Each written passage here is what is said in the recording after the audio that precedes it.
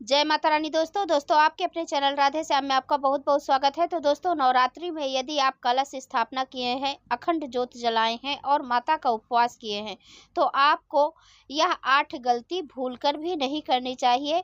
और दोस्तों, सबसे पहले जान लीजिए कि कौन सी गलती है। तो इस दिन 9 दिनों के बीच में आपको बाल व नाखून नहीं काटना चाहिए। इतना आपको ध्यान देना चाहिए कि 9 दिन के बीच में आप बाल और नाखून नहीं काट सकते यदि आप व्रत हैं और घर में घट स्थापना किए हैं तो। और दूसरी गलती है, व्रत है तो नींबू नहीं काटना चाहिए, क्योंकि अंतिम दिन में नींबू या नारियल या फिर कद्दू बहुत से लोग काटकर बलि के रूप में माता को समर्पित करते हैं, तो इसलिए कहा जाता है बीच में हमें नहीं काटना चाहिए। और दोस्तों, तीसरी गलती क्या है कि जो आपको नहीं करना है, यदि आप अखंड ज्योत घर पर जलाए हैं, माता जी के सामने कलश स्थापना किए हैं, तो आपको घर को खाली छोड़कर नहीं जाना चाहिए। यदि आपको कुछ ज़रूरी काम है, आपको जाना ही पड़ेगा, तो आप अपनी जगह में किसी को, अपने घर वाले को बैठा दीजिए, नहीं तो एक छोटा बच्चे को भी आप वहाँ बैठा सकते हैं। फिर इसके बाद आप जा सकते हैं। और चौथी गलती आपको क्या नहीं करनी है कि जैसे आप व्रत किए हैं, तो नवरात्रि में दिन में आपको सोना नहीं चाहिए।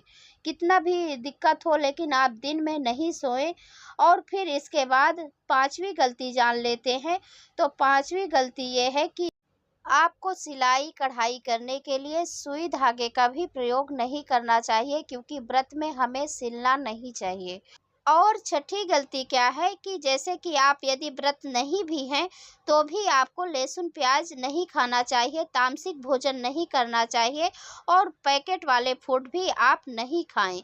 इसका सेवन एकदम वर्जित माना गया है, तो 9 दिनों तक आप बिल्कुल भी मत कीजिएगा। भले ही आप व्रत नहीं रखे हैं, 9 दिनों तक आप सिर्फ परिया और अष्टमी का व्रत कर रहे हैं, यदि आप लहसुन प्याज बीच में नहीं खाते हैं और सात्विक भोजन करते हैं, ब्रह्मचार्य का पूर्ण रूप से पालन करते हैं, तो भी आपको 9 दिनों तक का उपवास का पुण्य फल मिल जाता है, यदि इस तरह से आप नियम का पालन करते हैं तो और दोस्तों, जान लेते हैं अगली गलती क्या है। अगली गलती ये नहीं करना है कि जैसे कि आप व्रत हैं, तो आप सुबह शाम चलते फिरते कुछ ना कुछ अपने मुख में डालते ही रहें। तो ये गलती हमें नहीं करनी चाहिए।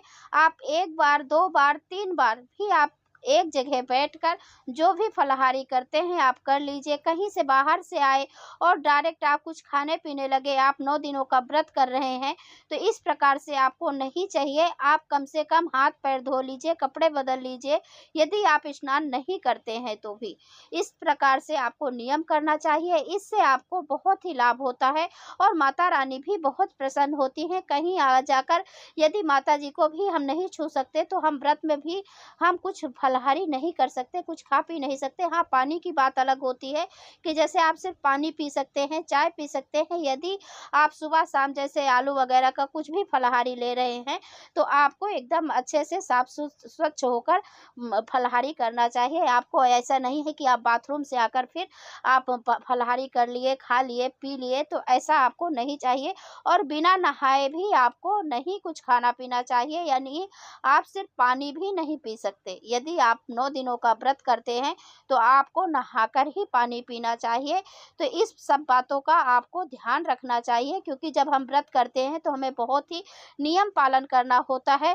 और देखिए, जो यदि व्रत नहीं कर पाते हैं, मैं उनके लिए भी बताती हूँ। यदि वो भी सुबह शाम माता का पूजा करते हैं, कलश स्थापना किए हैं, अखंड ज्योत जलाए हैं और सेवा करते हैं, तो भी उनको बहुत ही लाभ मिलता है। वो भी यदि बिना व्रत किए भी उन्हें पुण्य फल 9 दिनों का ही प्राप्त होता है। तो इस प्रकार से आप चालीसा का पाठ कर सकते हैं संकल्प करके। आप दुर्गा सप्तशती का पाठ कर सकते हैं। इससे भी आपको संपूर्ण दुर्गा सप्तशती के पाठ से पूरा 9 दिन का उपवास का भी फल मिलता है, यदि आप इस दिन 9 दिन तक आप इस प्रकार से पूजा पाठ और मंत्रों का जप करते हैं। तो आपको जो भी सही लगे, एक मंत्र आप उठा लीजिए और इन 9 दिनों तक आप मन से जप कीजिए। सुबह शाम दोपहर जब ही आपको समय मिले, आप साफ स्वच्छ होकर स्नान करके या फिर सिर्फ हाथ पैर धोकर कपड़े बदल कर भी आप व्रत है या नहीं है, तो भी आप इस प्रकार से जप कर सकते हैं। और एक बहुत ही शक्तिशाली मंत्र है, तो आप नवाढ़ मंत्र का भी जप कर सकते हैं, या फिर ओम दुम दुर्गाय नमः ये भी मंत्र जप कर सकते हैं। नवाड़ मंत्र आप सभी को पता है, जैसे कि ओम ऐं ह्रीं क्लीं चामुंडाय विच्चै नमः। इस प्रकार से आप 108 बार कर सकते हैं, माला में कर सकते हैं, या फिर 1 माला, 2 माला, 3 माला, इस प्रकार से आप कर सकते हैं जैसे आपको समय मिले। या फिर दुर्गा माता के 32 नाम है, 108 नाम है, तो आप इस नामों का भी जप कर सकते हैं, ले सकते हैं। आप सुबह शाम दोपहर जितनी बार हो सके तो नाम भी स्मरण कीजिए, क्योंकि नाम जप तो बहुत ही महान माना गया है, तो आप नाम जप भी कर सकते हैं।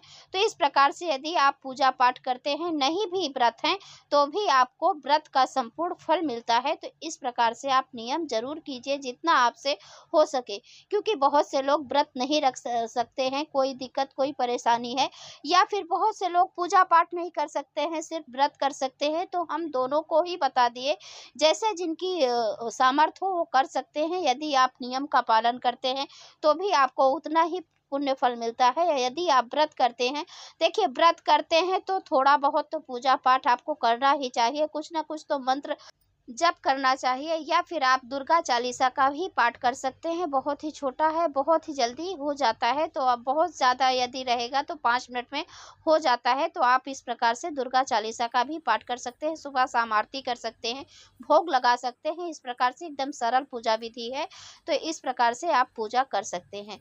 और दोस्तों, जैसे कि महिलाओं का प्रश्न है कि हम प्रेग्नेंट हैं, हर बार रखते हैं, कलश स्थापना करते हैं, व्रत रखते हैं, तो इस बार हमें दिक्कत है, हमारी तबीयत नहीं ठीक है, तो हम क्या करें? पूजा नहीं करें या कलश स्थापना रखें या नहीं, क्योंकि हम व्रत नहीं रख सकते, व्रत रखने के लिए असमर्थ हैं। तो देखिए, आप घट स्थापना कर सकते हैं, अखंड ज्योत जला सकते हैं, यदि आप जब सुबह शाम पूजा कर सके, क्योंकि उतना फिर आपको सेवा करनी होती है। तो यदि आपके पास हिम्मत है, आप सुबह शाम अखंड ज्योत का रखवाली कर सकते हैं, देख सकते हैं कि वो बुझने ना पाए। तो आप यदि कर सकते हैं तो कोई दिक्कत नहीं, आप व्रत नहीं रहे तो भी ठीक है, आप सिर्फ अखंड ज्योत का जला दीजिए वहाँ, और कलश स्थापना कर लीजिए, पूजा कीजिए, इसमें कोई दिक्कत नहीं है। माता जी सब समझती हैं, सब जानती हैं, तो बस उनका नाम लेकर आप इस प्रकार से अखंड ज्योत का निर्माण करें, और कलश भी आप रख कर पूजा कर सकते हैं। और दोस्तों, चलिए जान लेते हैं शुभ मुहूर्त क्या है, क्योंकि कलश स्थापना का शुभ मुहूर्त जानना बहुत ही जरूरी है। तो अभी हम जान लेते हैं कि शुभ मुहूर्त क्या है। और शुभ मुहूर्त के बारे में हमने डिटेल में वीडियो बनाया है, ब्रह्म मुहूर्त कब रहेगा ये सब चैनल पर है, आप लोग देख सकते हैं, कल की ही वीडियो है। और अभी जान लेते हैं कि शुभ मुहूर्त क्या है, प्रतिपदा तिथि कब प्रारंभ कब समाप्त हो रही है। 3 अक्टूबर 2024 12:18 AM से, यानी आप मध्य रात्रि समझ लीजिए, प्रतिपदा तिथि प्रारंभ हो रही है और समाप्त हो रही है 4 अक्टूबर 2024 को 2:58 पर, यानी आप सुबह 3 बजे समझ लीजिए। और अभी जानते हैं कि पूजा का शुभ मुहूर्त क्या है, घट स्थापना का क्या शुभ मुहूर्त है। तो प्रातः 6:30 से 7:31 के बीच में शुभ मुहूर्त है, आप इस समय घट स्थापना कर सकते हैं, पूजा कर सकते हैं। और दोस्तों, यदि इस समय आप किसी भी कारण नहीं कर सकते हैं, तो आप मूर्ति और घट स्थापना का शुभ मुहूर्त दूसरा जान लीजिए, अभिजीत मुहूर्त। ये दोपहर 12:03 से 12:51 के बीच तक रहेगा, तो आप इस समय जरूर कर लीजिए। और प्रथम दिन माँ शैलपुत्री की पूजा की जाती है, तो माँ शैलपुत्री की पूजा विधि, आरती और कथा, और दोस्तों माता का मंत्र, सभी इस चैनल पर वीडियो अपलोड है, आप लोग देख सकते हैं।